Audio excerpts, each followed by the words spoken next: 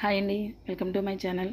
ఈ రోజుల్లో చాలామంది పేరెంట్స్ తమ పిల్లలు మాట వినట్లేదు, చెప్పిన మాట వినట్లేదు, అలా చేస్తున్నారు అని చాలా ఇబ్బంది పడుతున్నారు కదండి.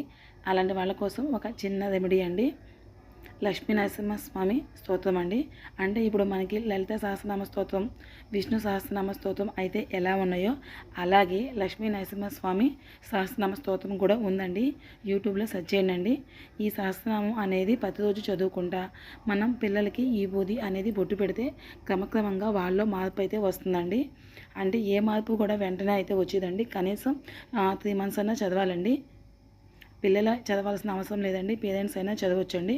లక్ష్మీ నరసింహస్వామి సహస్రనామ స్తోత్రం అండి. అది చదువుతూ ఉండాలి, పిల్లలకి ఈ బుద్ధి బొట్టు పెడుతూ ఉండాలండి. ఇలా కనీసం 3 months అయినా చేయండి. పిల్లల్లో క్రమక్రమంగా మార్పు అయితే కంపల్సరీగా వచ్చి తీరుతుందండి. ఎవరికైనా యూజ్ అవుతుందేమో చెప్తున్నానండి. ఓకే అండి, థ్యాంక్ యూ.